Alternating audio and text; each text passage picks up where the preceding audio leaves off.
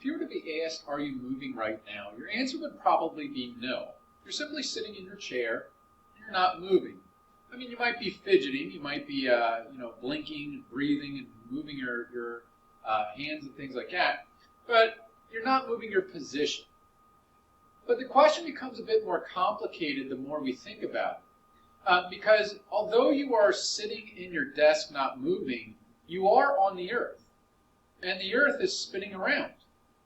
And because the earth is spinning around and you're sitting on it, you are moving actually at about 700 miles per hour, just based on where you're sitting right now. And then you think further that, well, the earth is moving around the sun.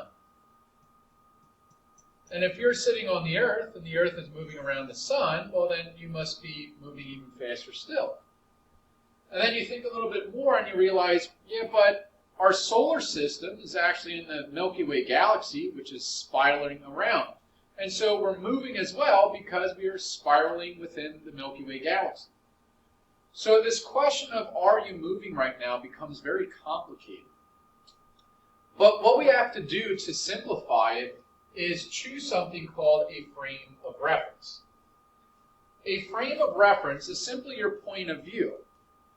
From your point of view, yourself, your laptop, your paper, it's not moving. But from the point of view of somebody maybe in outer space watching the earth, they would see it moving. So from their point of view, it would look like the paper is moving. In a way, it is what we define as not moving.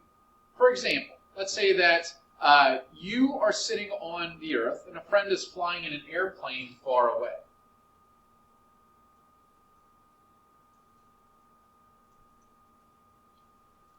You call your friend on your phone and ask, what are you doing right now? And you say, well, nothing. I'm just sitting here in the airplane as it's flying, and I'm not moving at all. And you say, well, wait a minute. From my vantage point, I can see you, and it looks like you're moving at hundreds of miles per hour because you're flying in an airplane. So from your point of view inside the airplane, it looks like you and everything else is standing still. But from the point of view of somebody on the earth, it looks like you're moving at hundreds of miles per hour. Now, our most common frame of reference is not a person sitting in the airplane. The most common frame of reference is somebody just sitting on the earth viewing the world around them. And so that is our most common frame of reference. We usually just say the earth. Now, once we've picked our frame of reference and we go on to describe motion, because that's what our question is, how do we describe motion? There's many ways of describing motion. The first thing that we're going to look at is describing how far something went. And if I look here, this is a comic called The Family Circus, and it shows the mom asking Billy to go gather some firewood. And so what Billy does is he starts to walk this different path, and he gets a little distracted. I think we can all relate. We get distracted sometimes, and we lose focus of what it is that we're supposed to do. And so as he's walking, he thinks he sees lots of different weird and exciting things.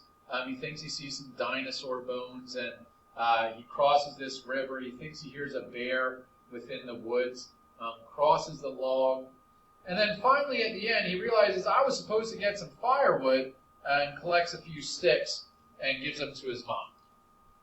And if I were to ask you, well, how far did Billy travel? Well, there's really two ways of answering this question. The first thing that we could do, and I think what most people would do, is measure the length of this red line that I just drew, that I just traced. We would refer to that as Billy's distance. The red line, the length of the path he actually travels, is called his distance.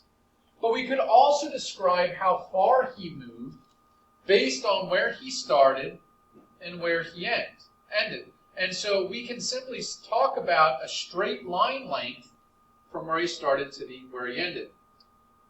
And I can say he's so many yards south, a little bit west of where he started. We would call that the displacement. The blue line is considered the displacement. So there's really two ways of describing how far something went. You can either talk about the length of the path traveled, called the distance, or you can talk about the straight line length from start to end, which we call displacement. So you want to write down in your notes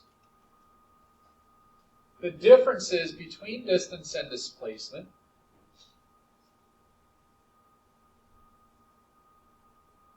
Distance is the length of the path traveled. That was our red line.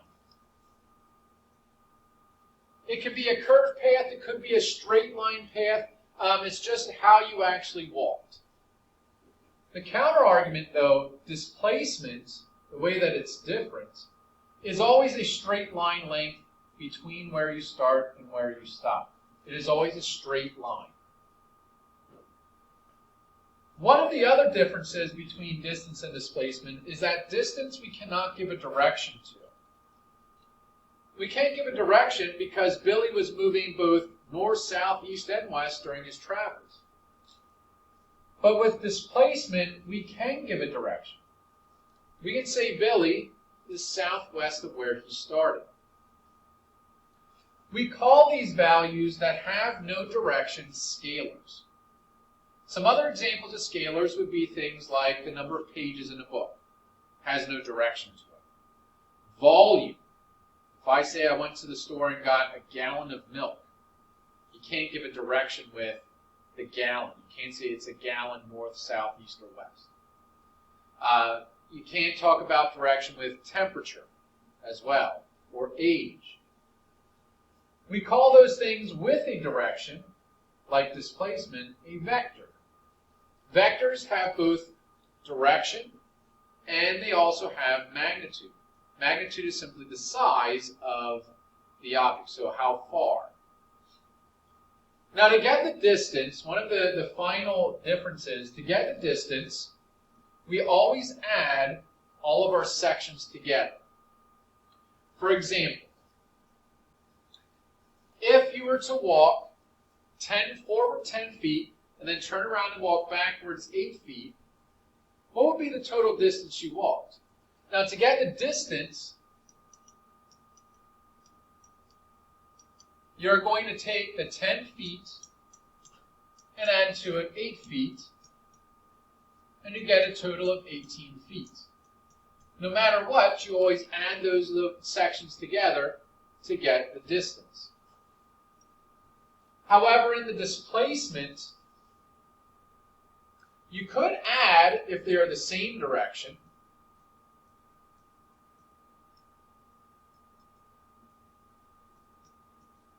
but if they are opposite directions, then we are going to subtract.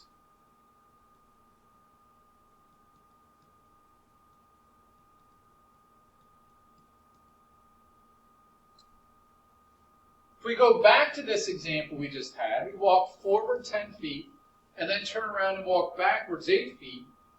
To get our displacement, because they are opposite directions, we would subtract them.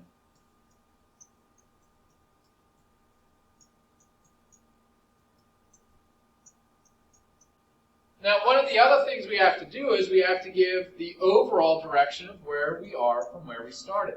So I walked forward 10, and then I turned around and walked backward 8.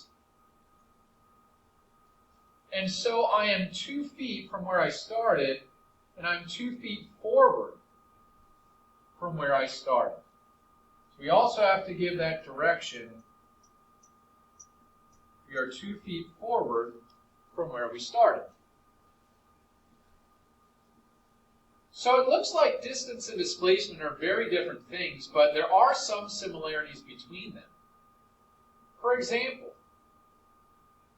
you want to write this in your notes. Both are measured in the same units. Some common units that they're both measured in are meters, centimeters, millimeters, kilometers, inches, feet, yards, and miles. So any unit of length is going to be for both distance and displacement. And that's one of the other things that is a similarity, if you look at the definitions themselves, they both have to do with length. So another similarity is that they are both lengths. A third similarity is that they both involve movement. In order to have a distance or displacement, you must move. And finally, both have a starting and an ending point.